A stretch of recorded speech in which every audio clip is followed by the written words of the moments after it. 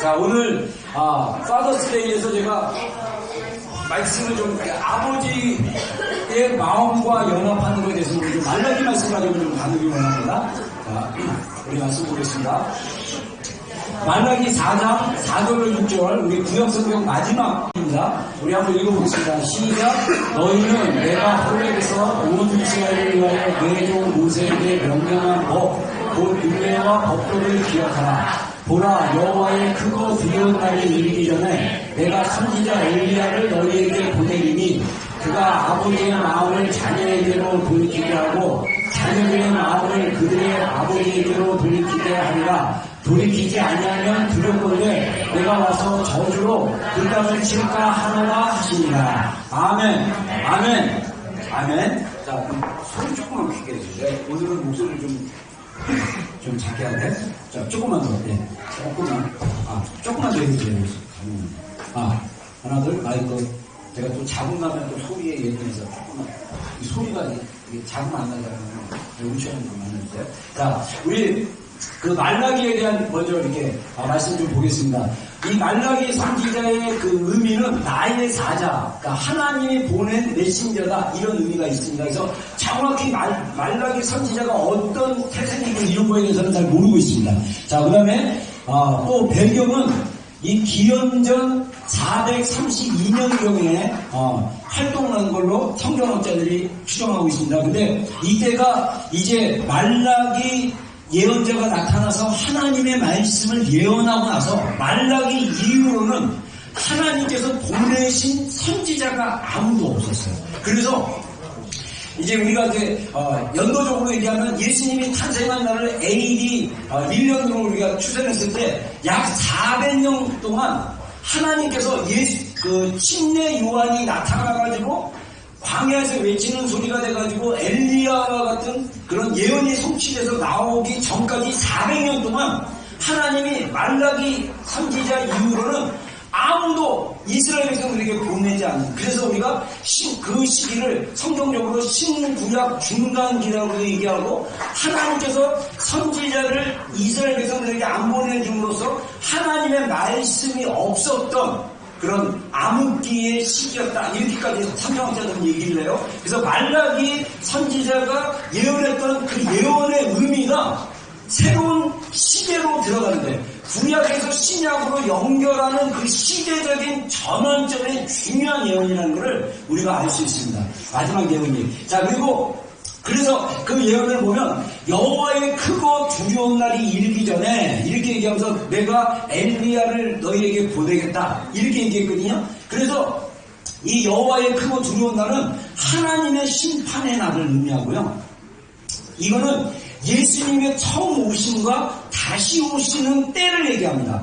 예수님께서 다시 오심으로써 이 하나님께서 악에 대한, 사망에 대한, 이 죄에 대한 그 인간의 그 질병과 그 연약함에 대한 하나님의 그 심판이 이루어졌다, 이렇게 얘기하시죠. 왜냐하면 예수님께서 십자가에서 돌아가시고 부활하심으로써 인간의 죄가 완전히 한 번에 드려진 제사로, 구약의 예로 따지면 구약의 제사법에 의하면 하나님의 어린 양이신 예수 그리스도가 우리 인류의 죄를 위해서 십자가에서 죽으심으로 말미암아 우리 인간의 죄가 용서받고 이제는 더 이상 동물의 제사로 우리의 용서를 받는 게 아니라 예수님이 우리의 죄를 위해서 흘리신 그 보혈의 피를 의지해서 우리가 죄로부터 이제 용서받는, 그래서 로마서에는 우리가 이제는 죄가 다시 우리를 주장하지 않게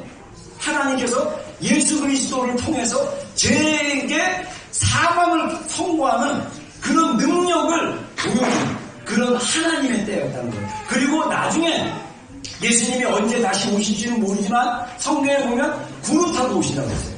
구름 타고 오시면 1000년 동안 이 땅에서 왕노릇 하시는 그런 예수님의 재림의 때가 여호와의 크고 두려운 날. 그래서 사실 구약 성경에 보면요, 여호와의 크고 두려운 날에 요엘 선지자나 이런 사람들이 예언하는 거 보면 막 하늘이 빛색으로 바뀌고 막 땅이 흔들리고 막 이런 일이 일어난다고 했거든요. 근데 요한계시록에 보면 예수님의 재림 전에 막 엄청난 인류적 재앙이 온다라고 얘기하고 있어요. 그래서 막 지구상의 3분의 1이 막 죽고 병으로 죽고 재난으로 죽고 막 이런 일들이 일어날 거라고 얘기합니다. 그래서 예수님의 그 재림은 여호와의 크고 두려운 날이라고 표현할 수 있는 강력한 그 날이 될 거다. 이거를 예언하는 거예요. 자, 그걸 의미하고 있다, 성경적으로. 그 다음에 엘리야에 대한 예언. 자, 이거는 침례 요한을 의미한다. 세례 요한이라고 그러죠. 자, 우리 누가복음 1장 17절 한번 읽어보겠습니다. 시작.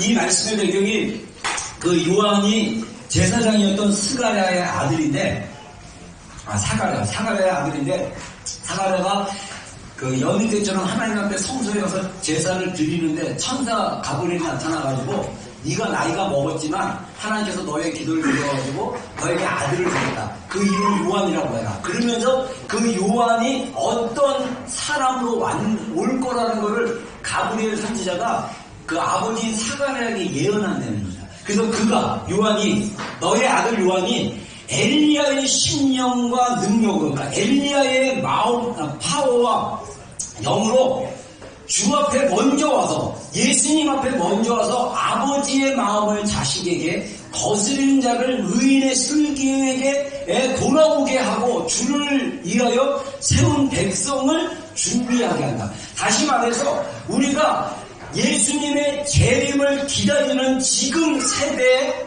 언제 오실지 모르겠어요. 내가 죽은 다음에 오실지, 아니면 내가 생전에 살아있는데 예수님 오실지, 아니면 우리의 자녀의 자녀 때 오실지, 그거는 잘 모르겠지만 2000년 전보다는 진짜 예수님이 오시는 시기가 굉장히 임박한 건 맞습니다. 근데 중요한 거는 우리가 백성들이 준비돼야 돼. 하나님을 믿는 자들이 준비돼야 되는데, 그 준비되는 마음이 뭐냐? 아버지의 마음이 자식에게 돌아가게 하고, 그 다음에 거스리고 대항하고 반역하고 거절하는 마음이 슬기로운 자에게 돌아가게 한다라는 식으로 그 천사 가브리엘이 예언적으로 얘기하는 것을 우리가 볼 수 있습니다. 그래서 이 엘리야가 이미 왔다라고 예수님은 또 마태복음 11장에서 얘기합니다. 요한이 바로 엘리야였다라는 식으로, 그래서 말라기의 예언이 성취된 것처럼 말씀하십니다. 성취된 것으로 말씀하고 있는 거예요. 그래서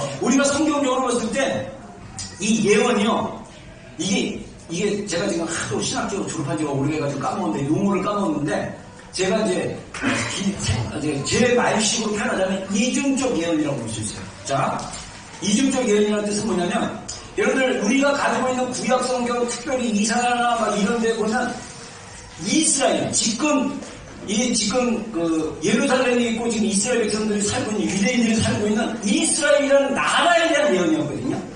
근데 그 예언이, 어떤 예언은 그 이사야도 그렇고 예레미야도 그렇고 이스라엘 백성들이 바벨론의 포로로 70년 동안 잡혀갔는데 다시 너희들을 예루살렘 땅으로, 하나님의 약속의 땅으로 돌아오게 할 거라고 예언을 했는데, 그 예언이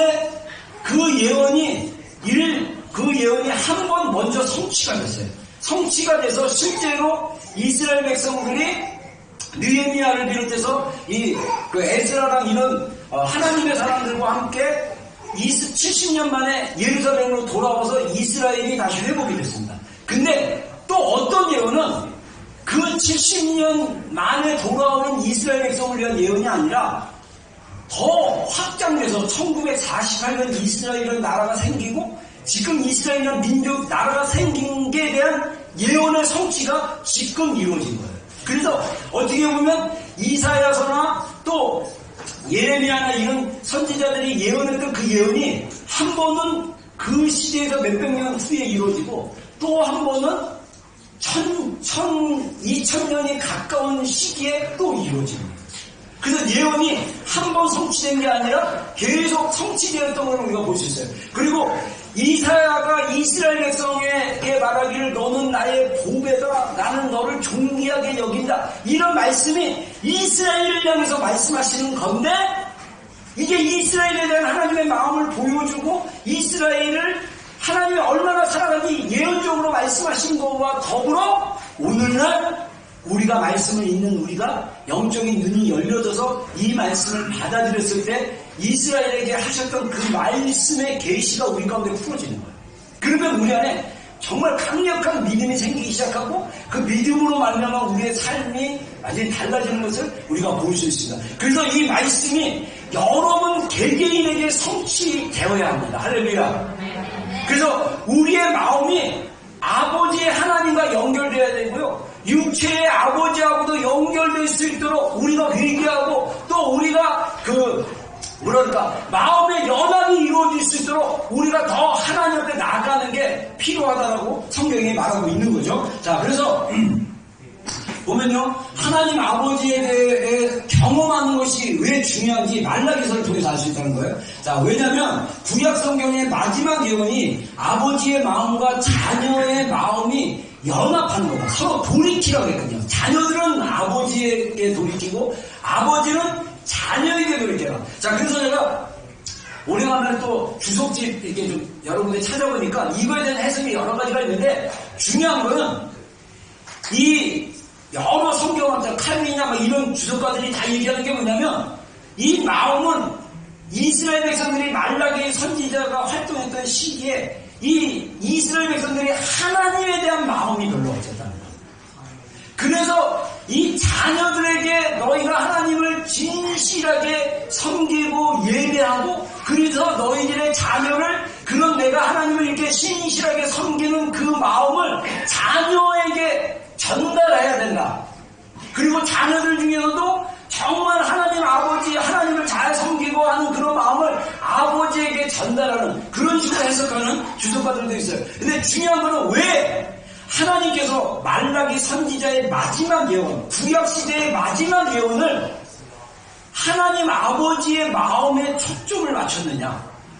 이거를 우리가 성경적으로 우리가 이거를 경험해야 돼요. 우리가 사람의 마음, 하나님의 마음을 경험하는 게 굉장히 중요하고요. 또 개인적으로는 여러분들이 여러분의 마음을 이해할 수 있어요. 제가 너무 안타까운 거는 저도 그랬던 사람이었지만 자기의 마음이 어떤지를 모르는 사람이 꽤 많아요. 그래서 우리의 마음과 감정이 이 감정과 이 마음의 어떤 것들이 깊은 거하고 생각하고 연결이 안 돼요.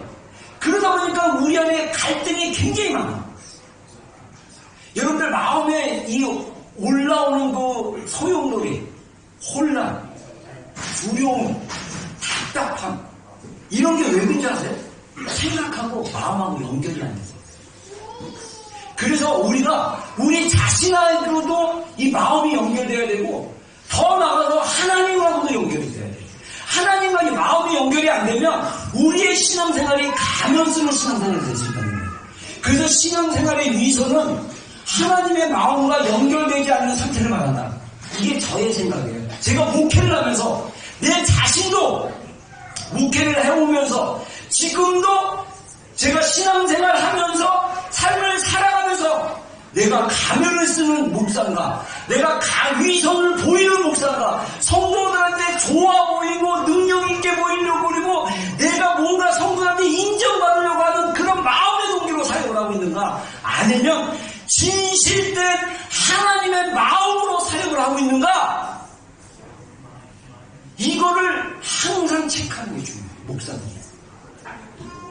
여러분, 우리가 예배를 하는 것도 하나님의 마음과 연결되면 진실한 예배가 될 수 있어요. 근데 우리 안에 예배가 하나님과 마음이 연결이 안 되면 예배가 좀 갈등이 돼요. 좀 힘들어요. 오늘 찬양이 좀 어려웠어. 오늘 좀 이랬어. 제가 옛날에 설교할 때 제가 지적받는 게 굉장히 많았어요. 왜냐면 손을 막 이렇게 하고 막 자세. 저 전도사 시절에 몇 번 배드 코멘트 이렇게 받으면 대부분 뭐냐면 자세에 대한 거. 전도사님이 설교할 때 손을 이렇게 정신없게 막 흔들어요. 그래서 전도사님 설교를 들을 수가 없다고 손 때문에 막. 제가 미안한 마음이 딱 들죠. 그리고 저의 어떤 자세 때문에. 근데 제가 지나고 나서 보니까 이분들이 진실되게 하나님의 말씀을 듣고자 한다면 손을 흔들고 춤을 추던 정말 그 메시지 안에 들어오고 찾으면 그 메시지 안에서도 하나님의 말씀이 풀어지고 깨달아질 수 있습니다. 여러분 제가요 고등학교 3학년 때 하나님 만나고 나서 제가 신학교 입학해서 신학 공부하고 와서 나중에 2, 3학년 고학년 됐을 때는 약간 신학을 좀 자유주의 신학 그 강의도 하는 게 있어서 제가 그때 혼란이 와가지고 약간 하면서 제가 그때부터 좀 목사님의 설교를 신학생의 그 도구로 판단하는 시기를 은혜를 못 받은 시기가 있었어요. 그 전에는 제가 고등학교 3학년 때부터 하나님 만나고 나서 담임 목사님 설교를 들으면 목사님 설교가 꼭 1번, 2번, 3번 결론은 기도하나요. 그러면 제가 꼭 기도 끝나고 그 축도하시고 찬양팀이 마지막 패송을 한다는 겁니다. 성가대가. 그게 한 2분, 3분인데요. 그러면 제가 그 막간의 시간을 이용해갖고 오늘 목사님을 통해서 주신 말씀 제가 그렇게 하겠습니다. 그러면서 그 말씀 갖고 막 기도를 하는데 제 안에 드는 퀘스천은 더 구체적으로 이걸 어떻게 해야 되죠?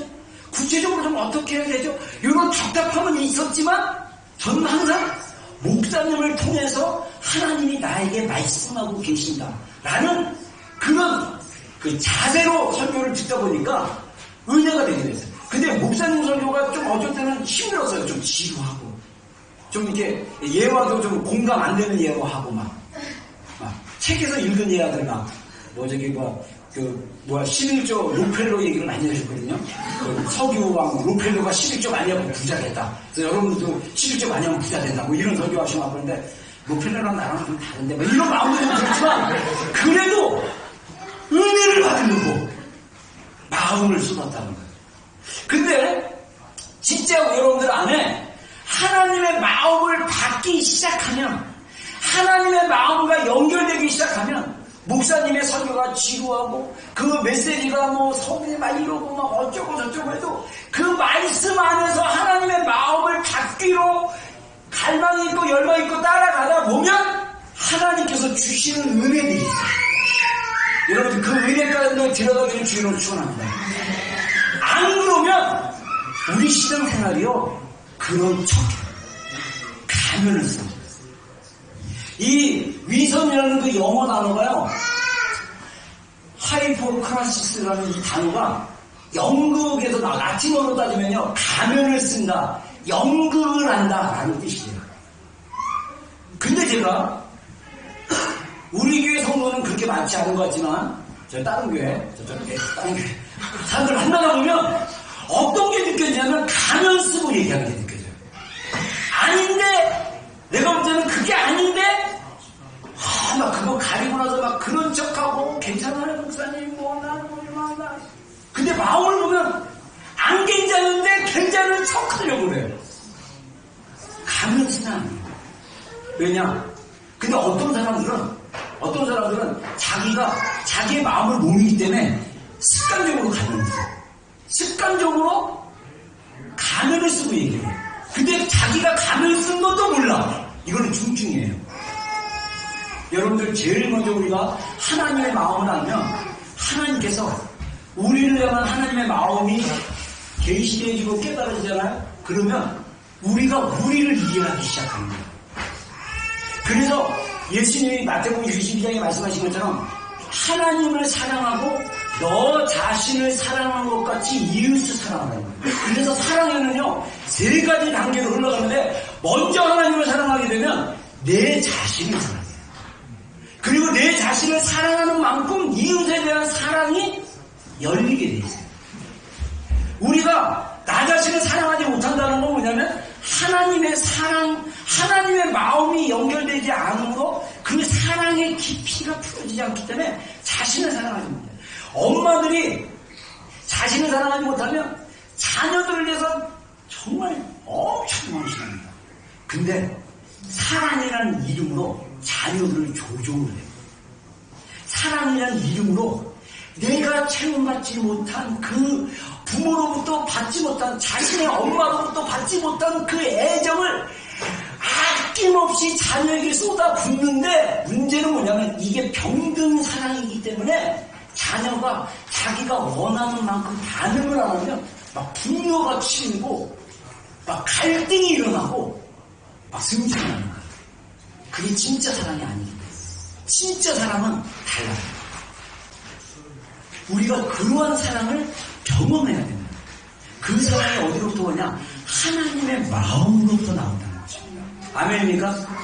여러분 말라기에서 보면요, 하나님께서 선지자 말라기를 통해서 제사장들에게 먼저 경고를 합니다. 그들의 위선적인 종교행위, 그들의 마음 없는 제사, 마음 없는 말과 행동이 다른 그런 그들의 종교적 행위, 백성들의 그 삶에서 그 공의롭지 못하고 하나님 말씀대로 산다고 말은 그러면서 삶은 제 멋대로 살아가는 그런 백성들의 삶에 대해서 하나님께서 선지자 말라기를 통해서 계속 말씀하시고, 결론은 너희의 마음이 하나님께로 돌이키지 않으면 너희가 이 땅에서 저주를 받을까 내가 두려워한다, 이렇게 말씀하셨어요. 우리가 하나님의 마음에 연결되지 않고 하나님의 사랑의 그 풍성한 은혜 안에 살지 못하면 우리의 심령이 늘 물이 없고 드라이하고 정말 마르고 열매가 없는 그런 메마른 삶을 살 수밖에 없는 거예요. 하나님 안에는 풍성한 물이 있고 풍성한 은혜가 있습니다. 그래서 그 은혜 안에 우리가 머물다 보면 열매는 절로 맺게 돼 있고, 그 은혜 안에 머물다 보면 감사와 기쁨과 그 즐거움과 그런 것들이 그 긍정적이고 우리 삶을 기쁘게 하고 희망 있게 하고 소망 있게 하고 감사하게 하고 비전 있게 하고 미래를 보게 하는 그런 것들이 다 누구로부터 오냐? 주님으로부터 오냐. 주님의 마음과 연결되는 게 굉장히 중요하다는 거죠. 그래서 그때 당시 이스라엘 백성들이 그 하나님의 마음에 멀어진 것에 대해서 말라기 선지자를 통해서 하나님 말씀하신 거예요. 하나님이 말씀하시는 거예요. 내 이름을 멸시하는 제사장들아, 나 만군의 여호와가 너에게 이르기를 아들은 그 아버지를, 종은 그 주인을 공경하나니 내가 아버지일진데 나를 공경하며 어디느냐? 내가 주인일진데 나를 두려워하며 어디느냐 하나 너희는 이르기를 우리가 어떻게 주의 이름을 멸시하였나이까 하는 거다. 너희가 더러운 떡을 나의 제단에 드리고도 말하기를 우리가 어떻게 주를 더럽게 하였나이까 하는 거다. 이는 너희가 여호와의 식탁은 경멸이 열릴 것이라 말하기 때문이다. 자, 여기서 너희는 이르기를, 그래서 우리가 어떻게 주의 말씀을 멸시하고 우리가 어떻게 주님을 더럽게 했습니까? 이러면서 말로는 우리가 언제 그랬어요? 우리가 언제 주님 사랑하지 않는다고 그랬어요? 막 이러면서 삶 속에서는 하는 짓을 보면 잘못되고 더러운 떡 올리고 그 다음에 막 흠 있는 짐승 갖다가 막 제사 드리고 막 그러는 거예요. 그러면서 말라기 뒷부분에 보면 너희가 총독에게 이런 흠 있는 동물을 갖다 주고 더러운 떡을 줘봐라. 그들이 기뻐하겠느냐? 인간의 마음이요, 얼마나 사악한지 아세요? 하나님에 대해서는 마음을 여기고 멸시하고 자기가 두려워하는 어떤 사람에게는 엄청 잘해줘요. 이 아내들의 마음도 좀 그런 것 같아요. 남편들한테는 자꾸 자주 푸대접하고 아이들이 하나님이야. 그 아이들은 엄청 섬겨. 이런 마음 가지면 두 마음이에요. 그러면 안 돼요. 정말 우리의 마음이 하나님과 연결되어 있어요. 하나님과 연결되면 우리의 잘못된 행위들, 잘못된 삶의 자세들이 바뀌어지기 시작합니다. 여러분, 제가 주일 예배가 중요하다고 여러분들에게 왜 강조를 합니까? 여러분들 주중에 개인적으로 예배를 얼마나 드리는지 모르겠어요. 근데 우리가 성경에 말씀하신 것처럼 정말 우리가 하나님 앞에 공동체가 가족이 나와서 하나님 앞에 예배 드리는 거 하나님 굉장히 중요하게 생각하세요. 근데 여러분들이 예배를 드리는 그 자세 자체가 나 하나님 사랑해, 나 하나님 예배하는 자야 그러면서 가정 핑계를 내고 교회를 오기 싫다고 하거나 오지 않으려고 가정 합리화, 자기 합리화하면서 교회를 안 오고 막 빠지는데 열심히 있고 막 이런 마음들이 어떤 마음입니까? 예를 들자면 그런 거예요. 교회 예배를 왔어도 내가 진짜 진실하게 하나님 앞에 살아계신 하나님께 예배합니다라는 마음으로 오는 건지, 아니면 그냥 사람들 만나고 오늘 그냥 설교, 어떤 좋은, 요즘 내 설교가 좀 많이 이렇게 여러분들에게 좀 이렇게 부담 주는 설교라서, 어떤 지체가 그러더라고요. 목사님 설교가 좋다고 해서, 왜요? 그랬더니 얘기하더라고요. 목사님 설교는 좀 많이 이렇게, 야단 치는 것 같아서 이게 좋다고. 우리 어떤 지체가 나한테 그러길래, 의도는 그게 아닌데. 말씀 훈계, 말씀에 대해서 여러분들에게 이렇게 잘 이렇게 하는데, 야단치기보다는 여러분들에게 말씀의 기준에 갈 수 있도록 제가 이렇게 뭐랄까, 잘 이렇게 하고 싶은데, 억양이 그러는 거니까 이해하셔요. 어쩔 때는 진짜 저도 이렇게 인간이고 나도 모르게 이렇게 좀 혼쭐게 나와서 세게 말해서 야단일 수도 있겠다. 근데 중요한 거는 정말 여러분들 하나님의 말씀이 자꾸 여러분들 안에 도전이 되셔야 돼요. 도전이 돼서 여러분들이 이 말씀에 교정을 하기 시작하면 변화되기 시작하고, 그 다음에 제가 말하는 어떤 그 성경에서 전달하는 그 말씀들이 여러분이 그런 수준 안에 들어가게 되면 감사가 나옵니다. 그리고 우리가 정상적으로 신앙생활하고 정상적으로 주님 안에 살고 있구나를 알 수 있다. 이렇게 생각하시면 됩니다. 그래서 이스라엘 백성들이 그 마음을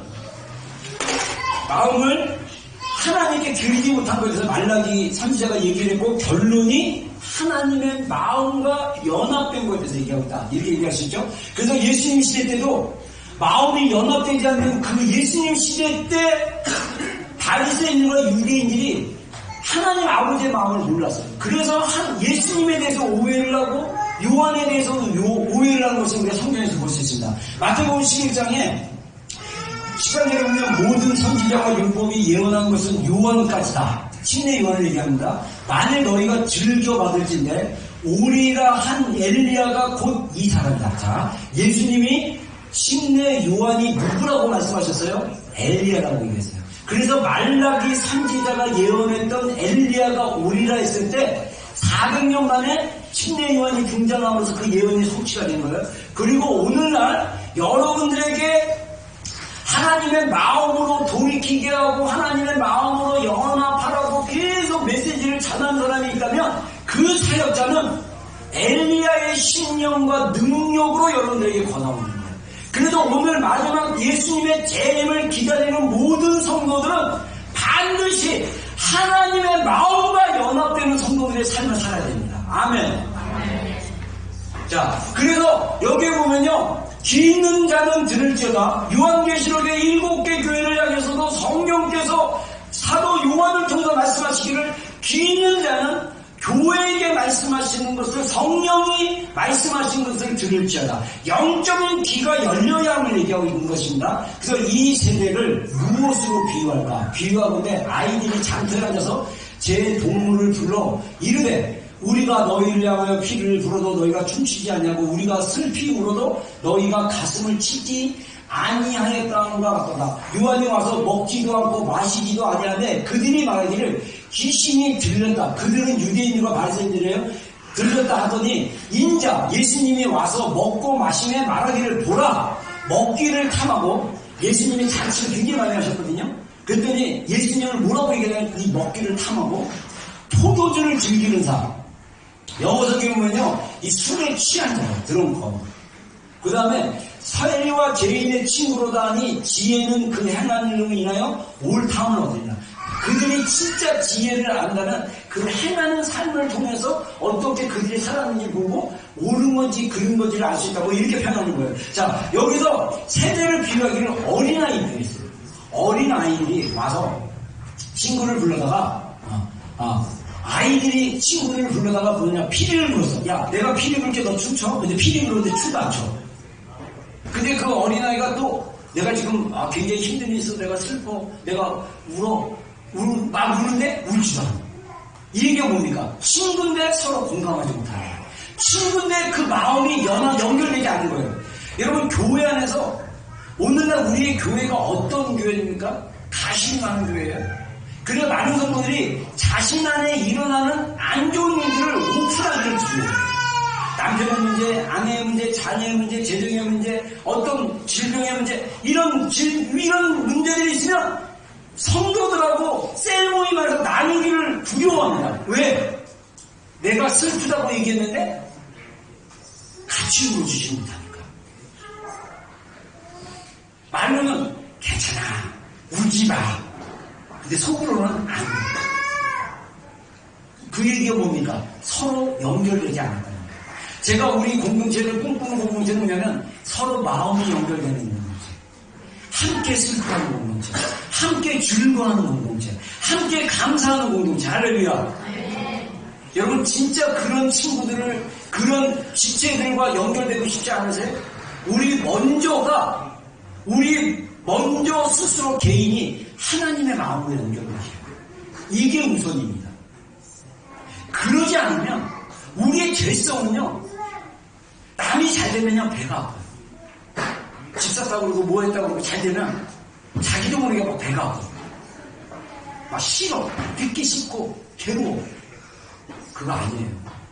진심으로 축하해주고 진심으로 함께 기뻐해줘야 돼요. 아프다고 그러고 힘들다고 그러면 괜찮아, 기도해, 기도하면 괜찮을 거야, 이렇게 하지 말고 함께 아파해주고 함께 슬퍼해주고 함께 짐을 나누는 거예요. 여러분 이게 진짜 공동체예요. 우리가 왜 이런 거를 못하느냐? 우리가 이런 거를 원래 가족에서 잘 못 배웠고 그 다음에 하나님으로부터 그런 마음을 못 받았기 때문에 못하는 거예요. 그래서 우리가 하나님의 마음과 반드시 연결돼야 돼요. 그래서 교회 공동체가 우리의 지체들이 슬퍼하면 나와 함께 울어줄 사람이 있다, 나와 함께 슬퍼할 친구가 있다, 나와 함께 이 고통을, 이 수고의 짐을 나눌 지체가 있다라고 된다면 여러분 얼마나 그 공동체가 아름답고 얼마나 하나님의 그 은혜가 넘치겠습니까? 갈라디아서 마지막 부분에 보면 사도 바울이 서로 짐을 나누지라고 했어요. 그러면 그리스도의 사랑이 성취되리라고 했어요. 우리가 가지고 있는 짐, 마음의 짐, 고통, 힘듦을 함께 나누고 함께 그 힘듦을 나누고 슬퍼하고 기도하고 격려하고, 이게 진짜 마음이 연결돼요. 그런 연결이 되려면 기본적으로 우리 개개인이 하나님과 연결돼야 돼요. 그거 연결 안 되면요, 다 가면 다 기본 한 개, 3-4개 쓰기 시작해요. 안 그런 척해요. 괜찮은 척해요. 그거 아닙니다. 하나님의 마음에 연결되는 우리 지체들이 성도님들이 되기를 주의 이름으로 축원합니다. 그래서 사람을 될 때 항상 진실한 마음으로 대하십시오. 내 마음의 감정의 느낌, 솔직한 마음, 숨기지 않고 솔직하게 오픈돼서 서로 얘기할 수 있는 게 굉장히 필요해요. 이게 하나님 마음과 연결될 때 우리의 신앙이 진실된 신앙이 되니까 성경이 얘기하는 거죠. 복음은 우리는 이미 그리스도와 연합됐다고 성경이 선포하고 있다는 거예요. 자, 로마서 6장 4절로 5절 한번 읽겠습니다. 시작. 그러므로 우리가 그의 죽으심과 그의 세례를 받으므로 그와 함께 장세하니 이는 아버지의 영광으로 말미암아 그리스도를 죽은 자 가운데서 살리심과 같이 우리를 또한 새 생명 가운데서 행하게 하려 합니다. 마치 우리가 그의 죽으심과 같은 모양으로 연합한 자가 되었으면 또한 그의 부활과 같은 모양으로 연합한 자가 되리라. 예. 자, 우리가 예수님의 죽으심과 합하여 침례를 받음으로, 자, 여기 우리말 성경에는 세례라고 그러는데 우리 한국에는 침례교 성경이 따로 있어요. 그래서 딴 건 없고 침례만으로 다 바꿨어요. 한 글자만 바꿨어요. 세례를 침례로. 그래서 이럴 때 이제 침례 성경을 하는데, 침례를 받으면, 여러분 침례, 우리 지체들이 굉장히 많이 침례 받았는데, 침례 받으면 우리가 물속에 이렇게 들어가요. 들어가면 이 물은 우리가 죽었다는 걸 상징적으로 얘기하는 거예요.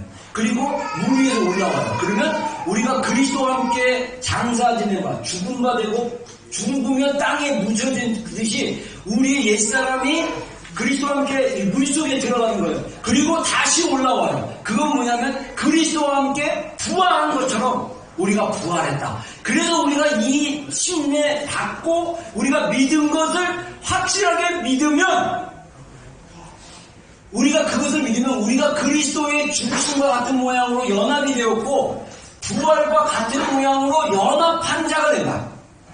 자, 우리의 진짜 믿음이 복음을 진짜 믿으면 로마서 1장 16절에 말씀하신 것처럼 복음은 하나님의 능력이라고 말씀하십니다. 여러분, 이 복음을 믿으면 복음이 어떻게 되느냐? 이 복음을 믿으면 하나님의 능력이 내 안에 나타나요. 하나님의 능력이 느껴져요. 우리가 주님과 함께 연합된 자예요. 근데 문제는 뭐냐면 이거를 경험을 못합니다. 제가 목회하면서 많은 성도들이 주님과 연합되었다라는 것이 무엇인지를 잘 몰라요. 그거를 개인의 기도 생활 또는 와서 기도하면서 예배 때 기도하면서 여러분들이 이것을 계속 경험할 수 있는 이런 그 경험의 그 순간을 경험하셔요. 그렇게 되면 우리가 성경이 말씀하신 대로 나는 주님과 연합된 자다라고 인정하게 되는 거예요. 자, 그래서 요한복음에 예수님이 제자들에게 그날이 뭐냐면 내가 아버지께로 가서 또 다른 보혜사를 너에게 보내겠으니 보혜사가 너희 안에 거하시면 그래서 성령이 너희 안에 계시면 그날에는 내가 아버지 안에 너희가 내 안에 자 예수님이 아버지 하나님 안에 있고 우리가 예수님 안에 있고 예수님이 우리 안에 있는 것을 너희가 알리라 라고 얘기했어요. 저는요 새롭게 말씀이 진리인데 우리가 이런 중요한 말씀을 그냥 스킵하듯이 이런 말씀이 있구나. 근데 나에게 적용이 되고 내가 이것을 실제로 경험했는지 생각 안 하고 신앙생활하는 사람들이 꽤 많다는 거예요. 복음은 우리가 이미 그리스도와 연합된 자라고 얘기하고 있습니다. 할렐루야. 근데 문제는 뭐냐면 이 경험이 없다는 거예요. 우리가 연합된 것을 모른다는 거예요. 왜? 우리는 이미 그러면 이걸 어떻게 표현하시냐면요. 복음의 씨앗이 우리 안에 있어요. 근데 이게 싹이 나고 열매를 맺어야 되는데 이게 잘 열매 맺지 못한 거? 우리 안에 성경적으로 얘기하자면 성령님이 우리 안에 계셔요. 그래서 갈라디아서 로마서에서 계속 강조하는 게 뭐냐면 성령으로 행하라. 성령님으로 살아라. 성령님을 통해서 살아라. 성령님의 인도하심을 받는 삶을 살아라. 라고 얘기를 하는데 많은 사람들이 내 안에 계신 성령님의 인도하심을 받는 것이 무엇인지 모르는 사람들이 꽤 많다는 거예요. 근데 우리 교회 성도들은 퍼센테이지가 많아요. 경험한 사람들이. 할렐루야 감사합니다. 저는 100%로 나가기 원합니다. 100% 할렐루야. 우리 교회 새로운 신자들이나 새로운 사람들이 왔을 때마다 정말 복음으로 이미 우리는 그리스도와 연합하는 자고 이미 우리 안에 예수님을 믿는 순간 성령님이 계시기 때문에 이분과 동행하는 사람, 이분과 교제하는 사람, 내 안에 성령님을 통해서 예수님이 우리 안에 계시고 내가 예수님 안에 계신 것을 내가 믿고 그것을 느끼고 경험하는 거예요. 이게 필요하다. 이 과정이 쉽지는 않지만 여정 가운데 있지만 이게 경험되어지고 믿어지기 시작하면 새로운 태어나는 열려요. 제가 아까 보여줬던 그 낙태했던 미국의 어떤 의사가 수련할 때 전공의 때부터 그 뭘 했습니까? 수술실 가서 그 22주 되는 곳까지 낙태를 하는데 막 찌개로 그 텅슨가 그거 막 잡아 빼면 다리 떨어지고 근데 생명으로 안 본 거잖아요. 1200건을 했는데 자기가 결혼하고 애가 없어가지고 아까 해결하는 아이를 갖다가 입양했는데 입양하고 그리고 이제 자녀 2명이 태어나고 그러다가 그 아이가 6살 때 교통사고로 죽었을 때 입양한 아이지만 6년 동안 그 아이를 갖다가 성심을 다해서 막 키웠기 때문에 그 기르는 정이 있었을 거예요. 그것 때문에 사랑이 막 오고 가고 했는데 그 아이가 죽었을 때 그 고통을 느끼면서 그리고 나서 어떻게 됐습니까? 연예인처럼 똑같이 수술을 했는데 바뀐 거예요. 속이 메스껍고 자기는 몰랐지만 그 깊은 내면에 입양한 아이를 통해서 사랑을 보는 거예요. 그리고 그 아이가 죽었다라는 그 풍성한 그 자녀를 통한 그 사랑의 마음이 생기고 나서 낙태를 한다는 게 자기에게는 도저히 이제는 안 된다는 거죠. 왜 그렇습니까? 사랑을 경험했기 때문에. 모르겠어요. 그 의사가 크리스찬은 아닌 것 같아요. 그렇기 때문에 낙태를 뭐 1200번이나 하고 막 그랬겠죠? 여러분, 인간의 마음은요, 로마서에서 말씀하신 것처럼 인간의 마음 속에는요 진짜 악한 게 들어있어요. 우리가 부활의 몸으로 바뀌기 전까지 우리는 우리 몸 안에 있는 이 악한 그 욕구, 우리로 하여금 죄의 잘못 굴복시키는 우리의 그 옛사람의 자아와 싸우는 게 우리의 평생의 싸움이 돼야 돼요. 그러나 복음은 이미 우리가 그리스도와 함께 연합된 자가 됐기 때문에 우리는 그 우리의 잘못된 그 옛사람과 죄성으로부터 자유케 될 수 있다. 이미 자유케 됐어요. 성경에 의하면. 할렐루야. 우리는 죄로부터 자유로운 자입니다. 근데 어떻게 이 자유를 누릴 수 있는 힘이 어디로부터 나오느냐? 그 결론에 두 가지 나오는데 그 전에 하나님 아버지를 신뢰하면서, 제가 이거 설교 준비하면서 마태복음 6장을 보는데 제가 기도하면서 이 말씀들을 이렇게 좀 묵상을 하는데 정말 제가 여러분들에게 권하는 게 당원기도 진짜 권장해요. 우리 비전교회는 제가 하나님을 만났던 그 체험과 그 은혜와 영성, 스피리추얼리티가 흐르는 거예요, 우리 교회가. 그래서 여러분들이 그거를 좀 받으셔야 돼요. 제가 하나님과 연결돼서 하나님의 사랑을 경험했던 것을 여러분들이 정말 하나님을 신뢰하듯이 저를 신뢰하고 믿음으로 따라오면 이게 흘러가게 돼 있어요. 흘러가면 여러분들 받으셔야 돼요. 제가 설교 준비가 저번에도 얘기했지만 쉬운 것 중에 하나가 뭐냐면 방언으로 계속 기도하면 말씀을 주세요. 말씀이 막 머릿속에서 막 와. 그러면 그 말씀을 정리를 하면서 기도를 해요. 방언으로 막 기도하면서 말씀 생각나면 그 말씀 기억하는데, 근데 기도하다가 마태복음 6장에 하나님이 주시는 정말 하나님의 마음을 아는 삶이 뭐냐? 삶의 영역에 다 있다는 거예요. 예를 들면 6장 1장에 보면 제가 이번에 마태복음 6장을 또 새롭게 봤어요. 하나님의 마음에 연결되는 자들의 자세에 대해 관점을 하나님이 깨닫게 해주세요. 뭡니까? 6장 6절 한번 읽겠습니다. 시작. 사람에게 보이려고 그들 앞에서 너희의 의를 행하지 않도록 주의하라. 그러하지 않으면 하늘에 계신 너희 아버지께 상을 받지 못하느니라. 자, 우리의 삶의 모습은 사람에게 나이스하게 보이고 사람에게 좋게 보이고 막 이런 시스템이에요. 우리 문화 자체가. 특히 한국 사람들. 뉴질랜드는 좀 덜한데 한국 가면 더 심해요. 그러지 말라고 했어요. 너희 아버지께서. 자, 여기서 바리새인들이나 종교인들, 가명이 있었던 종교인들은요, 하나님의 아버지의 마음에 연결되지 않은 거예요. 그래서 이들의 삶의 모습은 사람들에게 보이려고, 사람들에게 인정받으려고, 사람들에게 좋게 보이는 게 목적이에요. 똑같습니다.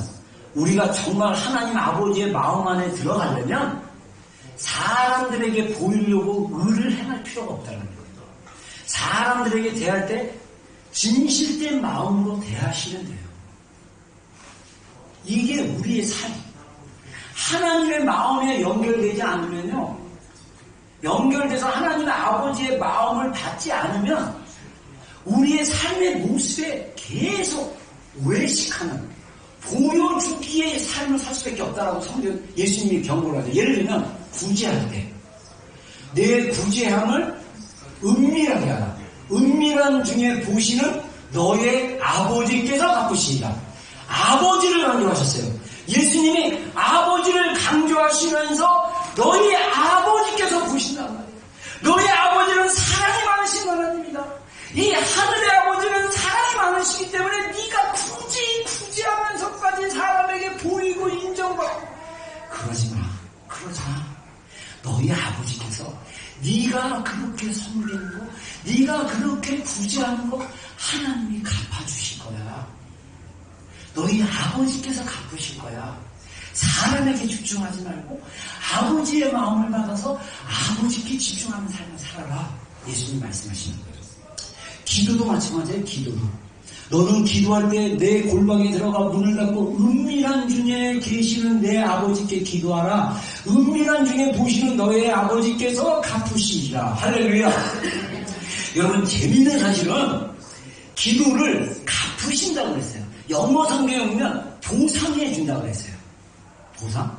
자, 이 보상은요, 우리가 먹는 거, 마시는 거, 입는 것까지 다 보상해 준다라고 마태복음 6장 뒷부분에 얘기합니다. 31절에 우리 여러분 한번 읽어보겠습니다. 시작.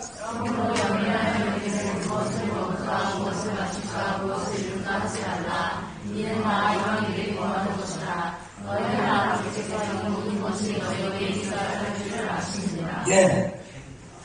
하늘 아버지께서 이 모든 것이 너희에게 있어야 할 줄 아시느니라. 할렐루야. 제가요, 살아오면서 하나님이 계속 저에 대해서 깨닫게 해주시고, 최근에도 이제 몇 가지 또 알게 해주신 것 중에 하나가, 제가 알다시피 시장에서 자랐잖아요. 영성에 보니까 아까 그 장터 하는데, 장터가 그 마켓플레이스 이렇게 단어를 붙여서 장터라고 표현하는데, 장터에서 이렇게 자라다 보니까, 그래도 저는요, 우리 부모님이 정말 6.25 전쟁 겪으시고, 막 그냥 우리 아버지 사업 몇 번 실패해갖고 거지되시고, 사기당하시고, 소매치기 당하시고, 막, 진짜 세상 풍파를 엄청 겪으셨어요. 그런 상태에서 정말 자녀들 먹여 살리겠다고 일을 그렇게 열심히 하셨는데, 부족한 것이 있다면 자녀들의 욕구를 채워주지 못했어요. 저 같은 경우도 잘 돌봐주지 못했어요. 그래서 저는 초등학교 1학년 때 이미, 저녁 아침에 눈 뜰 때 보면 이미 부모님은 시장에 가시고, 저는 학교 가고, 그리고 저녁 9시 될 때까지 계속 일했어요. 오늘 오다 보니 사모랑 얘기하다 보니까 저는 여행을 진짜 싫어했거든요. 우리 사모 되게 좋아했는데, 그러면 여행 가자 그러면 저는 그 장소까지 딱 데려다주고 왔지, 가자. 이런 스타일이었어요. 근데 최근에 작년 이게 생각났어요, 대화자가. 작년 11월에 제가 휘지양화 거기 한번 그때 막 사역 엄청 열심히 하고 이제 하반기 한번 조금 잠깐 시작을 해가지고 휘지양화 코로나데이 그쪽에 딱 가서 그 시양 근처에서 이렇게 2박을 있었는데 그때 되게 진짜 힘이 됐어요. 그러면서 내가 깨달은 게 내가 여행을 좋아하나? 몰랐던 거예요. 근데 제가 애니어그램 딱 보니까 제 유형이 원래 여행 좋아하는 사람이에요. 유형 자체가 새로운 거 이렇게 여행 좋아하고 이런데 제가 그래서 사모한테 얘기한 게 오면서 제가 그랬어요. 왜 내가 그러면 이런 걸 잘 몰랐지 했는데 생각해보니까 제가 딱 한 번 어렸을 때 계곡 한번 놀러 간 거 외에는 저희 집에 여행이 없었어요. 우리 부모님이 거의 1년 365일 일을 하셨어요. 이런 환경에서 자랐어요. 그러다 보니까 제가 이런 거를 잘 몰랐어요. 근데 저는 그래도 감사해요. 이건 수동적인 상담하고 따서 학대긴 하는데 수동적인 거예요. 근데 진짜 우리 지체들 안에 심하게 학대받는 사람들이 있어요. 부모님 이렇게 알코올 중독자이거나 또는 아버지가 너무 심한 말을 자주 하거나 또는 우리 지체들뿐만 아니라 교회 성도들 안에 보면 그 부모님으로부터 학대받아가지고 늘 부모님들이 싸우거나 아버지가 자주 막 이렇게 때리거나 아무튼 막 이런 어떤 것들을 인해서 그 마음의 그 불안한 두려움 막 이런 걸로 살았던 지체들이 굉장히 많아요. 특히 아버지가 무섭거나 아버지가 너무 힘들게 하거나 아버지랑 연결 안 된 사람들이 되게 힘든 게 기독교 상담할 때 얘기하는 게 하나님 만나기가 그렇게 힘들대요. 왜냐하면 하나님이 우리 아버지들을 그 가정에 하나님의 이미지로 보여줬다는 거예요. 그래서 아이들이 여러분들이 자녀들에게 특히 남자들은 파더스데이니까 아이들에게 축복의 말을 많이 해줬으면 좋겠어요. 너는 특별해. 너는 너무 소중해. 너는 너무 귀해. 이런 말들을 자녀에게 많이 해주시고요. 여러분의 아버지들이요. 여러분의 자녀들과 대화를 많이 하세요. 나중에 아이들이 하나님 인격적으로 만나고 그럴 때 하나님과 통하는 게 쉬워. 근데 그게 안 되면 하나님과 만나는 게 그렇게 힘들어요. 제가 제 자신을 이렇게 그 기독교 상담학 관점으로 봤을 때 제가 어렸을 때는 우리 아버지가 저한테 하지 말라는 거 굉장히 많이 했어요. 제가 굉장히 관심이 많았고 장기, 다도 막 이런 데 관심이 있어요. 우리 아버지는 늘 그 반대하셨는데 제가 고등학교 3학년 됐을 때 우리 아버님도 하나님 따로 만나게 되고 저기 담배 두 바퀴 피던 분인데 다 끊고 휘병인데 그거 치유되고 그래서 하나님을 정말 인격적으로 만나고 삶이 완전히 바뀌신 분이에요. 그리고 나서 제가 신학교를 가니까 청년 때 그렇게 저를 격려해 주셨어요. 네가 앞으로 목사가 될 사람이니까 막 이러면서 이렇게 해라, 이렇게 해라, 이렇게 해라. 그래서 어렸을 때는 제 기억으로는 어렸을 때는 부모님으로부터 격려나 축복을 그렇게 많이 받지 못했지만 청년 되고 신학교 다니고 나서 우리 아버지가 저를 그렇게 축복해주고 격려해줬던 것들이 다 기억이 났어요. 최근에. 근데 여러분 그래서 제가 우리 아이들한테 정말 감사하게도 내가 어렸을 때 받지 못했지만 제가 축복해준 게 뭐냐면요. 아이들이 신기하게 3명이 다 물어봤어요. 여러분들 애들 크면 이제 물어봐. 뭐 물어보면 아빠 내가 왜 아빠의 딸이야? 내가 왜 아빠의 아들이야? 물어보더라고. 우리 애들은. 그래서 제가 성경적으로 얘기했죠. 하나님이 우리에게 주신 선물이야. 하나님이 엄마와 아빠에게 너를 선물로 주셨어. 애들이 이상하게 우리 3명의 아이들이 다 지금 그렇게 질문했어요. 여러분 자녀들을 축복할 수 있어야 돼요. 근데 우리가 이제 커서 부모님으로부터 축복을 못 받았으면 누구로부터 축복을 받느냐? 하나님 아버지로부터 축복을 받아요. 그리고 우리 공동체 지체들에게 축복을 받아요.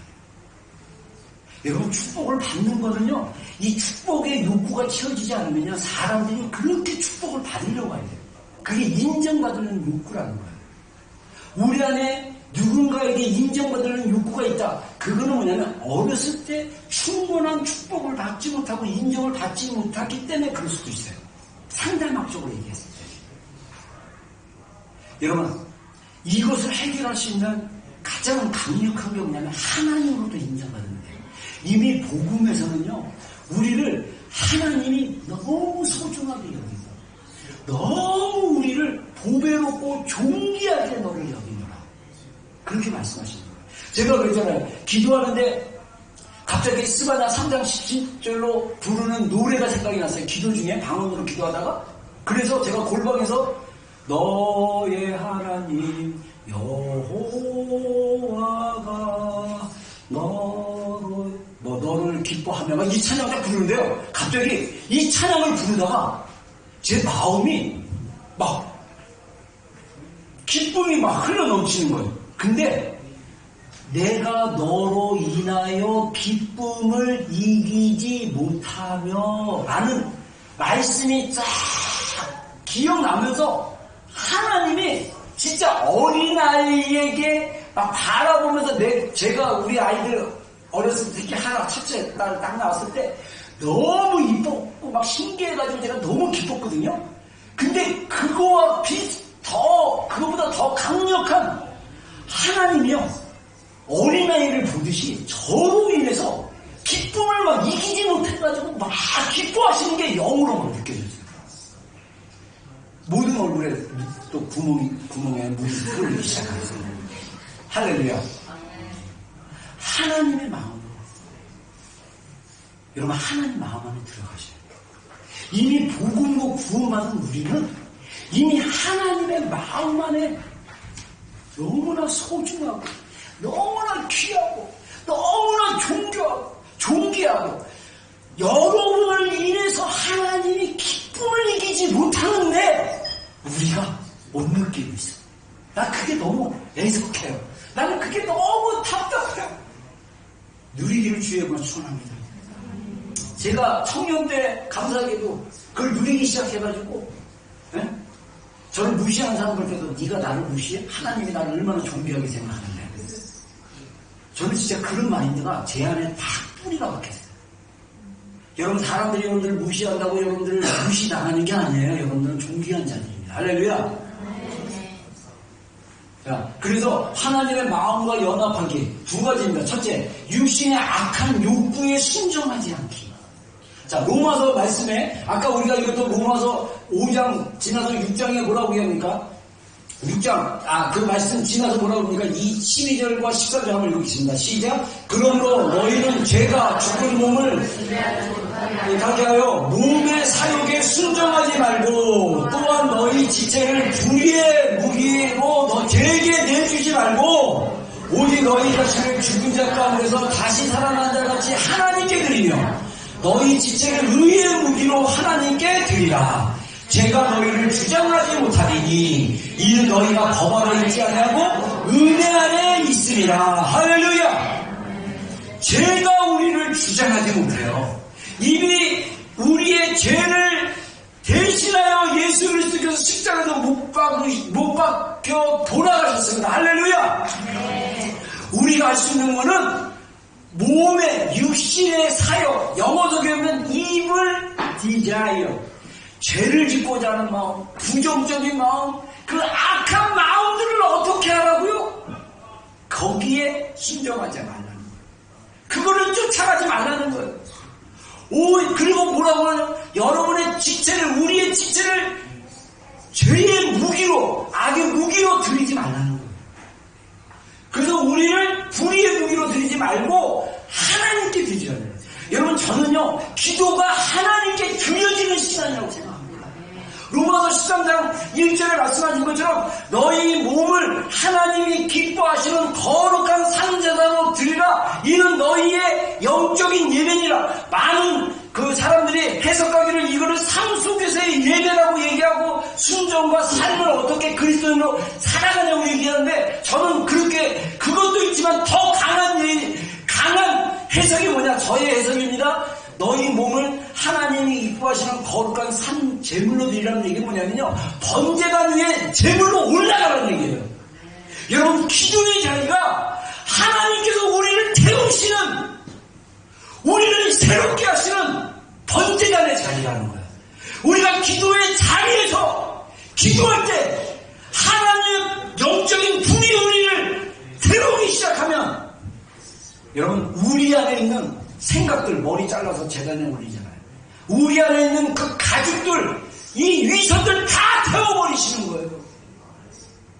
하나님 앞에서 진심으로, 진실되게 하나님께 구하면 하나님이 우리의 마음에 그 더러운 것들, 죄성들 다 태워버리고 우리를 순전한 정금과 같이 나오게 하시는 거예요.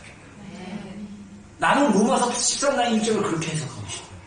우리가 드리는 영적인 예배, 우리의 몸을 하나님의 제자리에 올리는 기도, 하나님의 그 능력이, 하나님의 그 인지의 불이, 하나님의 그 사랑의 불이 우리의 모든 악한 것들, 연약한 것들, 부족한 것들을 다 태워버리고 우리를 순결하게, 정결하게 만드는 그 시간, 저는 그 시간이 기도의 시간, 예배의 시간이라고 생각합니다. 그 자리에 자주 서 있기를 주의 이름으로 축원합니다. 기도의 자리에 머물기를 주의 이름으로 축원합니다. 그래서 우리가 일주일 동안 홀리 위크, 그래서 제가 월요일부터 목요일까지는 제가 묵상할 수 있는 말씀을 줄 거예요. 그래서 하루에 2번, 오후나 저녁 우리가 예수님을 집중할 수 있는 그런 말씀이랑 묵상, 그래서 그 달에 맞는 주제들을 하나님이 주시면 그 주제들 가지고 한 주 동안 말씀 여러 군데 찾아보면서 묵상하고 기도하는 시간 갖고, 그리고 금요일, 토요일, 주일까지 부흥회를 할 거예요. 부흥회. 아직 제가 장 목사님이랑 좀 이렇게 이제 시간이 안 맞아 못 만났는데 제가 부탁하려고 그래요. 그 부흥회 때 찬양인도 하라고. 우리 정 목사님이 찬양인도 3일 동안 그냥 계속 기타 치고 막 하고 기도인도도 같이 하고 이러고 싶어요. 그래서 하나님이 주신 메시지를 여러분과 좀 풀고 싶어요. 그래서 우리가 매달 한 주간이라도 하나님과 홀리한, 그래서 우리가 세상의 그 유혹, 세상으로 향하려는 그 사욕들을 좀 끊어내고 하나님 앞에 계속 정결하게, 그래서 세상에 있으나 세상에 속하지 않는 삶, 정말 하나님이 주시는 그 거룩한 삶이 무엇인지를 우리가 날마다 살아갈 수 있는 그런 공동체가 되기를 소망합니다.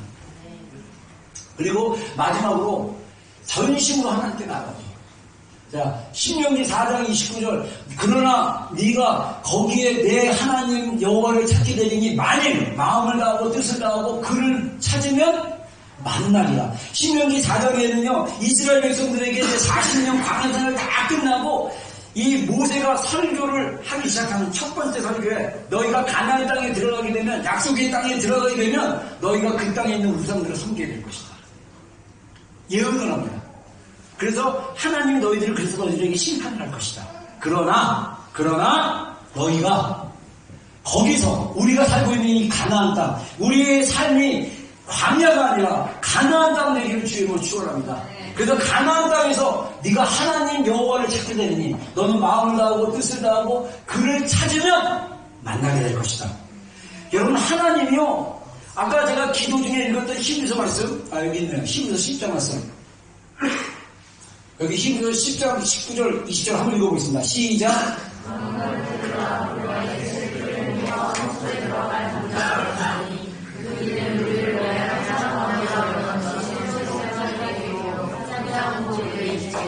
예. 자, 여기서 성소라고 그러는데 이 지성소였던 most holy place. 하나님의 성령, 우리 안에 몸의 어느 영역인지 모르지만 이 몸 안에 성령님이 계시는 것이 바로 성소인 거예요. 지성소인 거예요. 그래서 고린도서 3장 16절에 말하기를 너희 몸이 하나님의 너희 안에서 너희 몸이 하나님의 성령인 것과 너희 안에 성령이 있는 것을 너희가 알지 못하냐. 그래서 우리의 몸은 성전인 거예요. 교회는 믿는 자의 모임이기 때문에 3명 이상이 모였을 때 교회라고 얘기합니다. 교회는 개인을 교회라고 얘기하지 않고 개인은 하나님의 영이 거하시는 성전인 거예요. 그래서 우리가 성전인 거예요. 하나님의 거룩한 영이신 성령님이 우리 안에 계시는 거예요.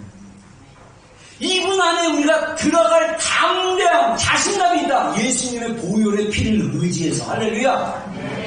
그 안에 새롭고 살아있는 길이 있다는 거예요. 우리를 위해서. 그래서 기도하고 예배하는 게 굉장히 중요합니다. 그래서 예레미야 29장 12절 13절 너희가 내게 부르짖으며 내게 와서 기도하면 내가 너희를 들으실 것이요 너희가 온 마음으로 나를 구하며 나를 찾아줄 것이요 나를 만나리라. 할렐루야. 제가요 이 말씀을 골방에서 하나님이 정말 뜨겁게 불러주셨어요. 예레미야 말씀을. 그래가지고 제가 예전에 처음 30년 전에 89년도에 학생부 전도사 했을 때 제가 수련회 가서 아무튼 주일에 했는지 모르지만 제가 학생들 때 그랬어요. 여러분, 우리가 하나님을 전심으로 찾고 찾으면 하나님 만납니다. 그러면서 하나님 그때 어떤 그림을 준다면요. 그때 우리 세대 때, 제가 청년 세대 때 막 이게 초원이의 집 이런 노래도 있었어요. 저 푸른 초원이에요 이런 거. 근데 거기서 보면요, 여자가 막 앞으로 뛰어가면요, 남자가 막 가요. 그러면 여자가 그래, 나 잡아봐 하면서 막 가요. 막 쫓아가. 그러면 막 안 잡혀 막. 근데 제가 그런 마음이 있어요. 하나님이 막 도망가면서 나 잡아봐 하면서 잡을 때 타면서 못 잡고 막 이런 거 아니다. 그리고 하나님이 우리 숨바꼭질하면 커튼 뒤에도 숨잖아요. 교회 막 이런 커튼 뒤에 우리가 숨바꼭질 하고 그랬거든요 옛날에. 근데 그런 것처럼 커튼에 숨어가지고 날 찾아봐라. 근데 막 두려움과 떨림으로 꼼꼼한 애 여기 계시나? 저기 계시나? 이러면서 하나님 찾는 게 아니에요. 하나님이 오픈 딱 해놓고 내게로 와라. 너희가 전심으로 나를 찾고 찾으면 나를 만나게 될 것이다. 만나면요 하나님의 마음이 부어지기 시작합니다. 하나님의 마음이 부어지기 시작하면 하나님의 복음에 대한 계시들이 열리기 시작하고 여러분의 인생에 답을 찾기 시작합니다. 제가 그래서 예전에 궁금했던 거 하나님께 다 물어봤는데 하나님 다 답을 해줬어요. 영으로 물었어요. 영으로. 근데 그러면서 제가 그때 첫째 메시지가 뭔지 아십니까? 청소년들한테 하나님께 가라. 하나님을 만나면 너희들의 인생의 답을 하나님이 다 말씀해 주신다. 그래서 너희 안에 깊은 곳에 궁금한 것들이 있으면 하나님께 가서 하나님을 만나면 하나님이 답을 주신다. 그분을 찾아라. 근데 지나고 나니까 30년 돼도 이 얘기를 하잖아요. 여러분을 향한 하나님의 계획, 크고 비밀한 계획, 소명 있어도 이 계시가 열려야 돼요. 이게 복음을 통해서 열리기 시작하면, 하나님의 마음이 부어지기 시작하면 우리가 하나님의 마음을 가지고, 에베소 2장 10절에 말씀하신 것처럼 우리는 하나님의 걸작품이기 때문에 하나님이 우리를 위해서 예비하신 선한 일을 우리가 행하기 시작하는 거예요. 그러면 우리의 삶에 하나님이 예비하신 일에 행하고 순종하기 시작하면 하나님의 나라가, 하나님의 일하심이 풀어지기 시작합니다. 이게 하나님이 우리에게 주신 콜링이에요. 그러려면 우리가 하나님을 전심으로 찾는 거예요. 기도는, 저는 기도에 대한 정의를 진짜 여러 가지가 있지만 얘기하자면, 기도는 전심으로 하나님의 마음을 구하는 것이다. 기도는 전심으로 하나님을 찾는 것이다. 여러분 사랑합니다. 우리 함께 좀 기도하지 않겠습니다. 우리 찬양 좀 부탁해요. 우리 이 시간 한 10분 정도 우리 한번 열심으로, 여러분들은 하나님과 어느 정도 연결되어 있습니까? 하나님의 마음과 어느 정도 통하고 있습니까? 복음은 이미 예수 그리스도와 연합되어 있기 때문에 요한복음 14장 말씀처럼 예수님과 하나님, 아버지 안에 예수님이 있고 예수님 안에 우리가 있고 우리 안에 예수님이 있던 것처럼 우리는 이미 연합한 것입니다.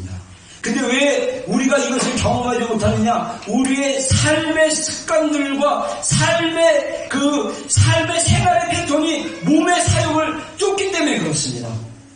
그래서 여러분들이 즐기고 편안하고 세상을 즐거워하는 그것으로부터 절제하십시오. 순종하지 마십시오. 우리의 몸을 하나님께 드리는데, 더 기도의 자리에, 더 예배의 자리에, 하나님의 마음을 받는 자리에 계속적으로 나가기를 주님으로 축원합니다. 그리고 지금 이 시간 기도할 때 우리가 전심으로 하나님의 마음을 부어줍시다. 하나님의 마음이 우리 가운데 부어지게 하여 주시옵소서.